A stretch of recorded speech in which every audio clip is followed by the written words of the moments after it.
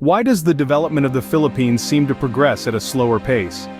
Today, we embark on a journey to untangle the complex narrative of growth and development in the Philippines. This archipelago, with its vibrant culture and rich history, faces unique challenges that might not be immediately apparent to the outside observer. As we dive deeper into this discussion, we'll explore various elements that contribute to the pace of development. These include the political leadership that steers the country's policies and decisions, the economic hurdles that stretch from local markets to global trade dynamics, and the social undercurrents that shape the everyday lives of the Filipino people. Understanding the multifaceted nature of development in the Philippines requires a look beyond the surface. It involves examining the interplay between governance, economic policies, and the collective will of its people. Is it the leadership or is it the people? Let's unravel this together. To understand today, we must first look at yesterday. The history of the Philippines is a tapestry woven with the threads of numerous influential events, each shaping the nation's political and economic landscape. Let's journey back to the times when the Philippines was under Spanish rule for over 3 centuries. This period instilled a feudalistic culture with vast agricultural lands controlled by a few, while the majority worked as tenant farmers. The legacy of this imbalance is still evident in the socio-economic structures of modern Philippines. Transitioning into the 20th century, the islands were ceded to the United States after the Spanish-American War. American colonization brought about a new wave of modernization in infrastructure and education, but also continued the centralization of power, which laid the groundwork for future governance issues.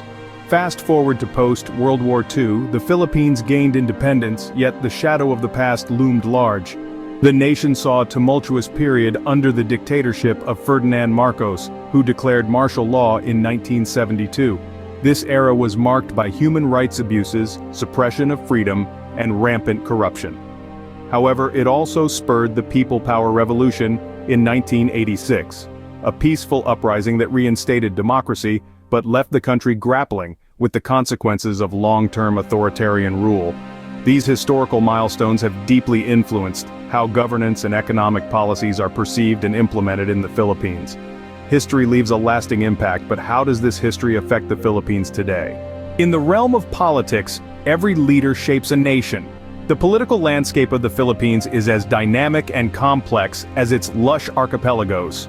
Over the decades, various administrations have left indelible marks on the nation's development trajectory. While it's tempting to focus on the current leadership under President Marcos Jr., understanding the broader context requires a look at his predecessors as well.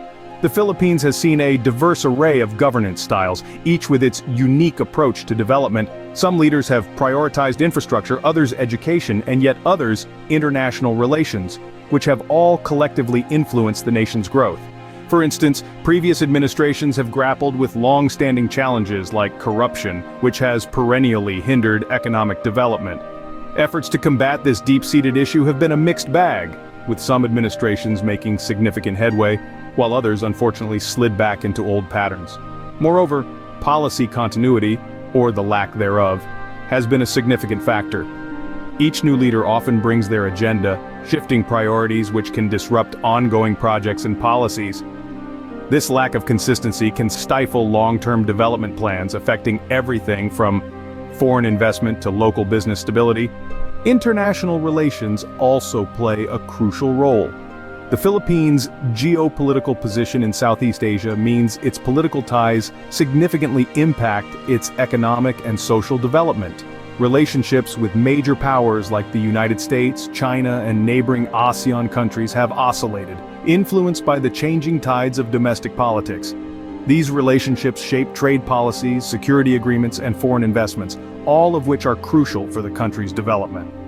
As we examine the current administration, it's essential to consider how President Marcos Jr. is building upon or diverting from the paths set by his predecessors.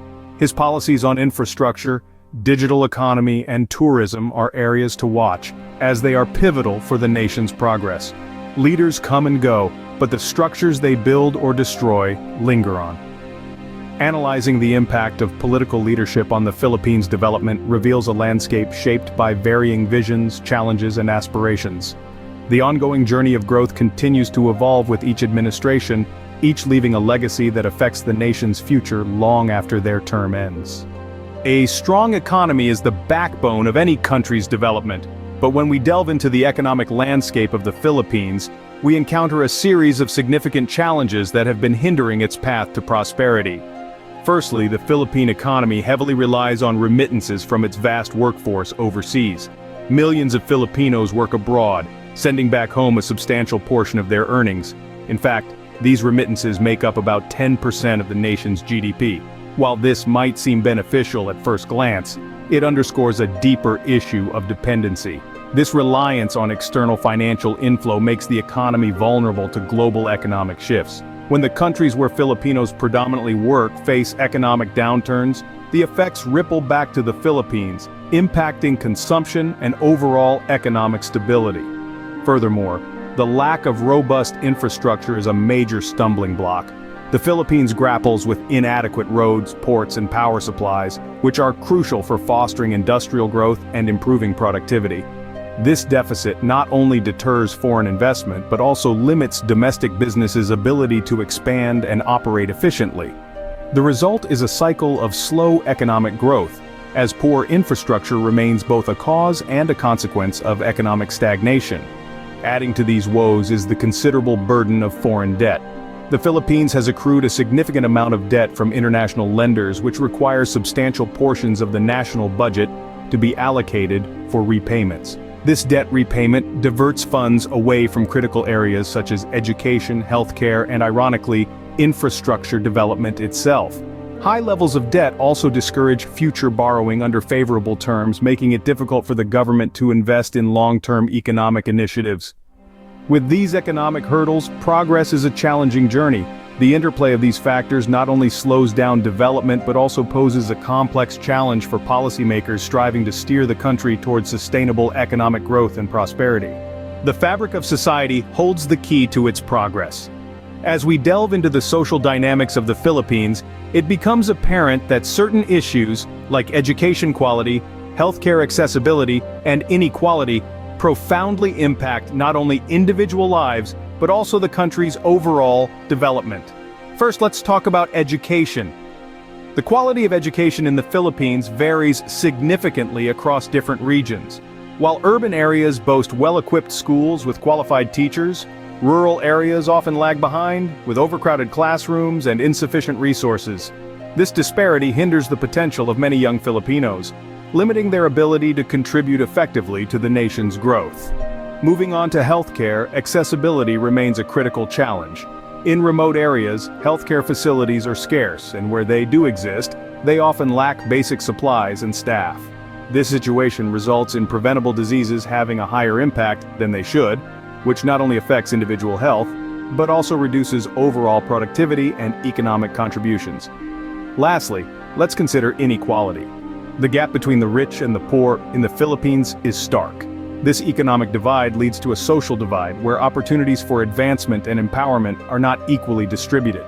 Such inequality stifles innovation and motivation among the population, as the benefits of development are perceived to be reserved for a select few. Addressing these social issues is imperative for the Philippines to harness the full potential of its people. When the society thrives, the country advances. By investing in education, healthcare, and equitable opportunities, the Philippines can pave the way for a more inclusive and robust development. Is it just the leaders, or does everyone play a part in shaping a nation's destiny? Welcome to a crucial discussion on the dynamics of leadership and collective action in the Philippines. Leadership undoubtedly plays a pivotal role in steering the course of a nation. A leader's vision, decisiveness, and ethical standards set the tone for governance and policymaking. In the Philippines, leadership has often been a focal point of criticism when discussing the country's development pace. The ability of leaders to make transparent, informed decisions can dramatically influence economic policies, international relations, and national morale. However, zooming out from the corridors of power, we see the vibrant landscape of collective action. The power of the people, their engagement in civic activities and community initiatives are equally vital. When individuals come together to address local issues, support educational endeavors, and participate actively in governance through voting and public discourse, they lay down the grassroots foundation for sustainable development. Consider the role of public opinion in governance. It is a powerful tool that can hold leaders accountable and bring about significant changes.